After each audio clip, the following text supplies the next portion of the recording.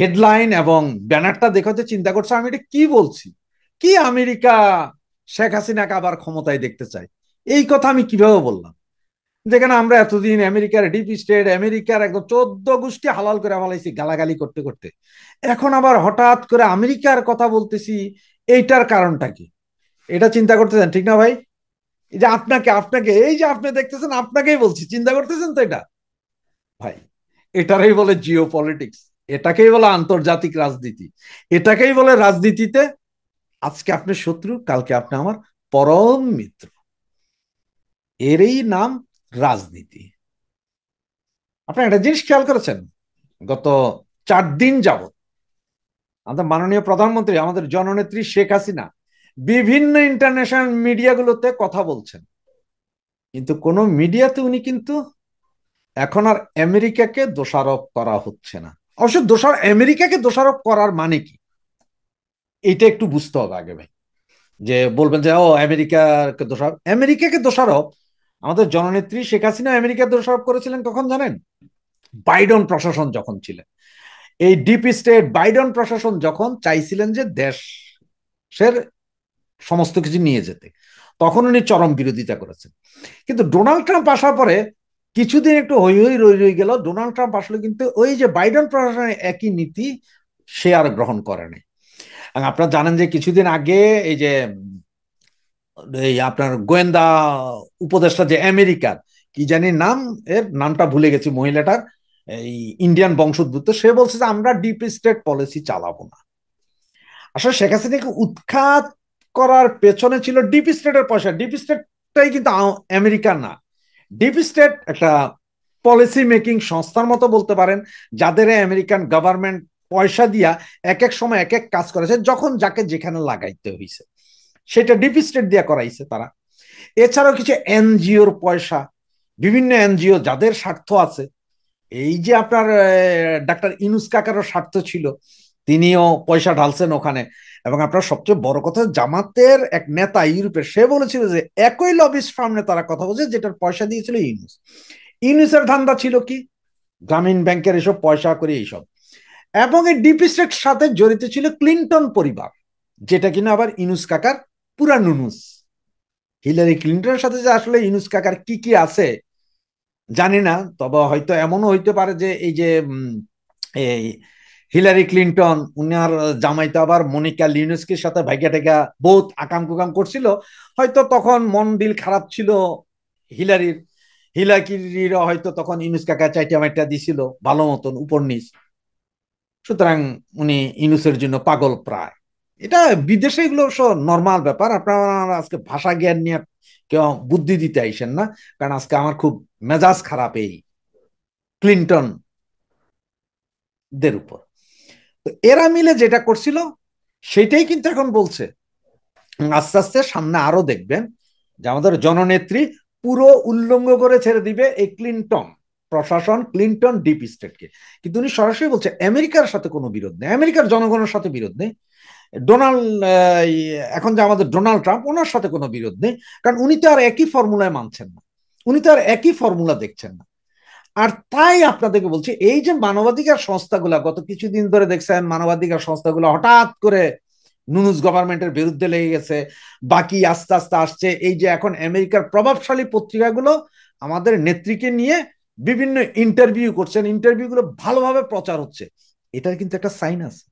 এটার সাইনটি হচ্ছে যে আপনাকে আবার জায়গা মতন নিয়ে আসা। এবং ডোনাল্ড ট্রাম্প প্রশাসন বুঝতেছেন যে এখন জননেত্রী শেখ হাসিনা ছাড়া বাকি কাউকে দিয়ে এই দেশ মৌলবাদী ঠেকানো যাবে না। কারণ মৌলবাদীদের উত্থান, যেই উত্থান ইউএস দেখেছে এই মুহূর্তে, তাতে সকলে আতঙ্কিত, ইউরোপিয়ান ইউনিয়ন পুরো আতঙ্কিত। এই মৌলবাদ, এই মৌলবাদ যদি উঠে, তাহলে আপনি চিন্তা করতে পারেন এশিয়ার ভিতরে পাকিস্তান, এরপরে বাংলাদেশ, আফগানিস্তান, ইরান, ইরাক, সব জায়গায় মৌলবাদীদের উত্থান। সুতরাং এইটা তো সমস্যা। আর যার কারণে আমেরিকা ঠিক 360 ডিগ্রিতে ঘুরে দাঁড়িয়েছে। তারাও এখন আওয়ামী লীগের সমস্ত কর্মকাণ্ডকে আস্তে আস্তে সামনে নিয়ে আসবে যে ভালো কাজ করেছে। দেখেন আজকে আল জাজিরা, বিবিসি সবাই ভোল পাল্টাচ্ছে, কিন্তু এবং এটা বেশি দূরে নেই, আগামী 15 দিনের ভিতরে হয়তো দেখবেন যে আল জাজিরা, সিএনএন, বিবিসি, তারপর আরো যা আছে রয়টার, সবাই দেখবেন যে এই জুলাই আগস্টে কি কি আকাম হয়েছিল, কারা কিভাবে এই ঘটনা ঘটিয়েছে, এগুলো সবগুলো সামনে নিয়ে আসবে এবং পরিপূর্ণভাবে সামনে আসবে। যেগুলো এতদিন আওয়ামী লীগ বলে আসছিল সেগুলোই সামনে আসছে, দেখতে থাকেন আপনারা। এই জন্যই আমার এই ব্যানারে এবং হেডলাইনে লিখেছি আমেরিকা চাচ্ছে আবার যাতে শেখ হাসিনাই ক্ষমতায় আসুক। এবং একটা জিনিস বলি আপনাদের, 17 তারিখে তার একটা রায় দিবে, এমনও হইতে পারে যে 16 তারিখে তখ্ত পালট হয়ে যাবে, হয়তো আর কোনো রায়ই হবে না। আবার আপনাদেরকে কিছুদিন আগে একটা ভিডিওতে বলেছিলাম যে 16ই ডিসেম্বর 2025 বলেছিলাম যে সেদিন হয়তো আমরা আরেকটা বিজয় দেখব, আর আরেকটা মাথা নিচু করা রাজাকারের বাচ্চাদের পরাজয় দেখব। সেদিন অনেকে আমাকে সেই ভিডিওতে হাসাহাসি করেছিলেন, অনেক কিছুই বলেছিলেন। প্রতি ভিডিওতে অনেকে অনেক কিছু বলেন, কিন্তু গত 3 দিনের ভিডিওতে কেউ কিছু বলার মতন আর নাই। কারণ আপনারা যারা এই যে পেপার পত্রিকা পড়েন তারা একটু ভালো করে খেয়াল করেন, পেপার পত্রিকা যদি পড়তে না পারেন ফেসবুকে দেখতে থাকেন আপনারা বিভিন্ন সংস্থা, এই যে সিএনএন, বিবিসি, আল জাজিরার রিপোর্টগুলো দেখেন গত 1 সপ্তাহ। আজকে সারাদিনের আমেরিকার বিভিন্ন পত্রপত্রিকা দেখেন, ইন্ডিয়ান পত্রিকাগুলোতে দেখেন, এবং আগামী এই যে সোমবার থেকে দেখবেন সরাসরি টিভি চ্যানেলগুলো। এমন হয়তো হতে পারে, আপনাদের বলেছিলাম আমি আগেই, Bloomberg, CNN, BBC, Al Jazeera, এরা সবাই তো সরাসরি ভিডিও রেকর্ড করবে না, লাইভ ভিডিওতে আমাদের মাননীয় প্রধানমন্ত্রীকে দেখিয়ে ওনার সাথে কথা বলবে।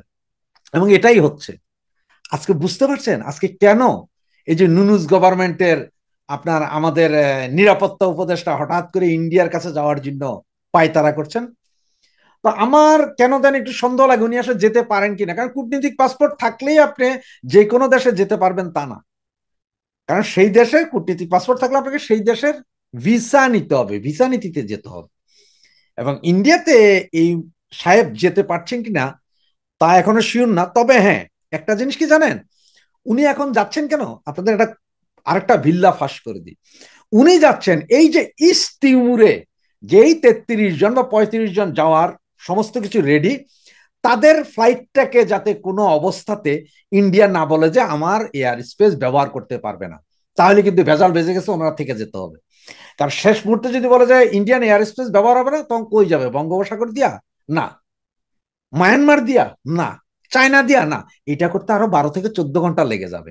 আর ওই সময়ের ভিতরে যদি আবার ওনাদের তৈরি করা মব কালচারে ওনারাই মবে পড়ে যান, এই ভয়ে উনি যাচ্ছেন ইন্ডিয়ার সাথে এটা দেন দরবার করতে, যে বাংলাদেশের কোন ফ্লাইট, বিজির কোন ফ্লাইটটা যাবে ইন্ডিয়া উপর দিয়ে, কোন দিন যাবে সেই বিষয়ে পরিকল্পনা করতে, যে অমুক দিন যাবো, এই ফ্লাইটটাকে আল্লাহর রাস্তা আপনার স্পেশাল ফ্লাইট হবে, এটাকে বাধা দিয়েন না, এই আলোচনা করার জন্যই যাবেন, অন্য আর কিছু না। এবং যা করেছেন ইন্ডিয়ার বিরুদ্ধে এগুলোর মাপ চাইতে যাবেন, নাকে খত দিবেন, নাহলে নিরাপত্তা উপদেষ্টা কেন যাবেন? এই এই জন্য এই নিরাপত্তা উপদেষ্টা যাচ্ছে।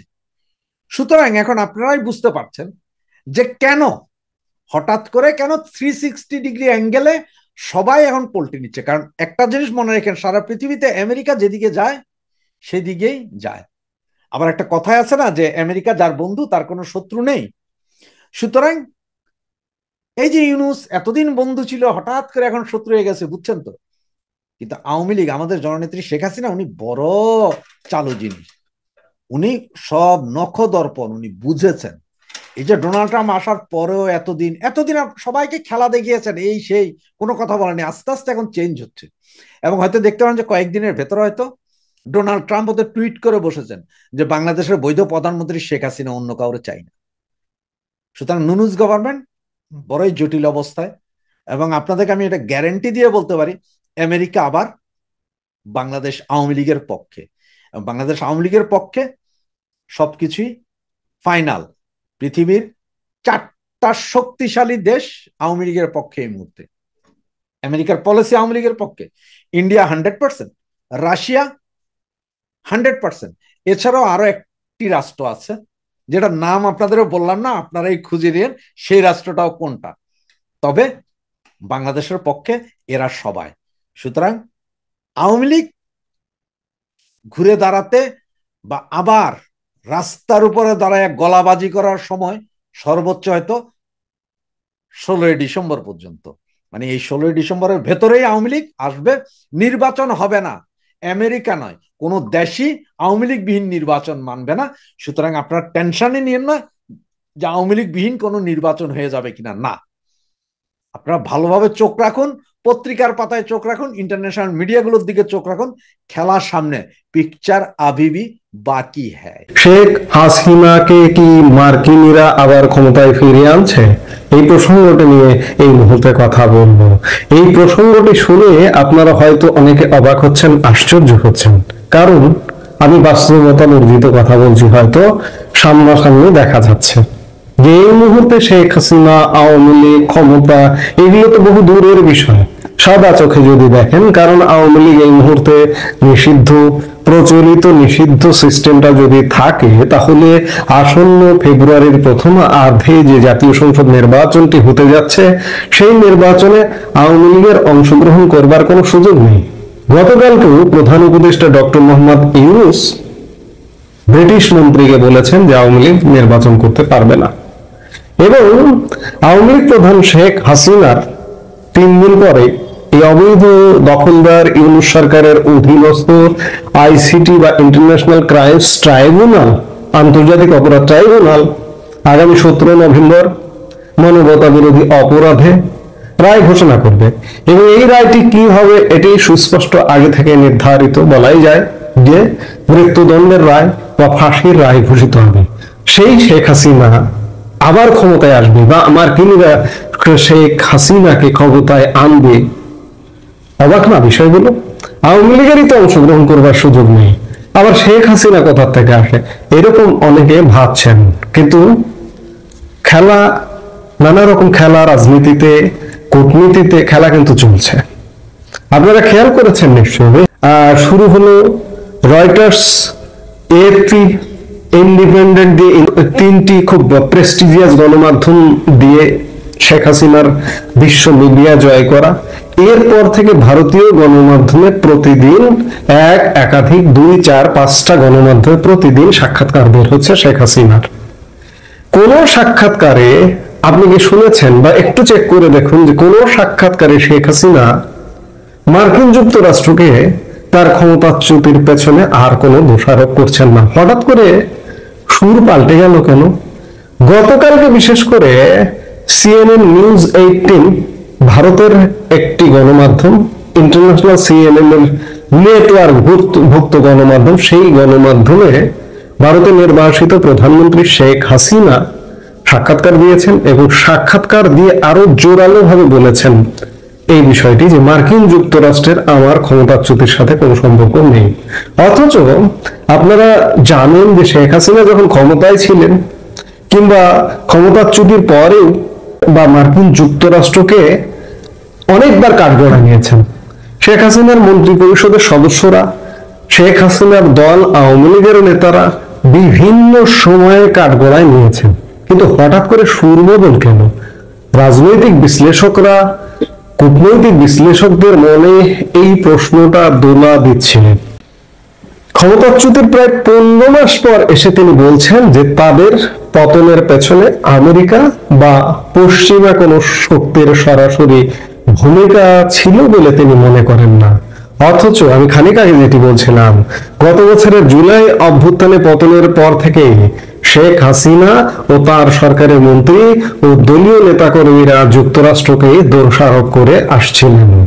নিজেদের বিশ্বাসের ও প্রচারিত সব ষড়যন্ত্র তত্ত্বকে উড়িয়ে দিয়ে শেখ হাসিনা এক সাক্ষাৎকারে বলেছেন, যুক্তরাষ্ট্রের সাথে বাংলাদেশের দীর্ঘদিনের ভালো এবং স্থিতিশীল সম্পর্ক রয়েছে, তাই ওয়াশিংটন বা অন্য কোনো বিদেশি শক্তি বাংলাদেশের রাজনৈতিক বিষয়াদিতে সরাসরি জড়িত এমন দাবি বিশ্বাস করার কোনো কারণ নেই। CNN নিউজ 18 কে দেওয়া সাক্ষাৎকারে শেখ হাসিনা আরো বলেন, তিনি স্বীকার করেন যে বাংলাদেশের অন্তর্বর্তী সরকারের প্রধান অর্থনীতিবিদ ডক্টর মোহাম্মদ ইউনূস পশ্চিমা বিশ্বে প্রভাবশালী অনেক ব্যক্তির সঙ্গে সুসম্পর্ক গড়ে তুলেছেন। তিনি পশ্চিমা বিশ্বে প্রভাবশালী শ্রেণীর প্রশংসা অর্জন করেছিলেন। শেখ হাসিনার মতে তারা ডক্টর ইউনূসের প্রশংসনীয় অর্থনৈতিক ভাবমূর্তিকে ভুলভাবে গণতান্ত্রিক যোগ্যতা হিসেবে দেখেছেন। ক্ষমতা থেকে উৎখাত হওয়া আওয়ামী লীগের প্রধান আরো দাবি করেন, যুক্তরাষ্ট্রের বর্তমান প্রেসিডেন্ট ডোনাল্ড ট্রাম্প তার সঙ্গে ভালো সম্পর্ক বজায় রেখেছিলেন। শেখ হাসিনা বলেন, যদি পশ্চিমারা মনে করে ইউনূস তাদের বন্ধু, তারা প্রতারিত হচ্ছেন। অথচ শেখ হাসিনাই তার সরকারের পতনের পরপরই আগস্টে ভারতের ইকোনমিক টাইমস তাকে উদ্ধৃত করে একটি প্রতিবেদন প্রকাশ করে, যেখানে তিনি বলেন যুক্তরাষ্ট্র তাকে ক্ষমতাচ্যুত করার ক্ষেত্রে ভূমিকা পালন করেছে, কারণ তারা বঙ্গোপসাগরে বাংলাদেশের সেন্ট মার্টিন দ্বীপের নিয়ন্ত্রণ চায়।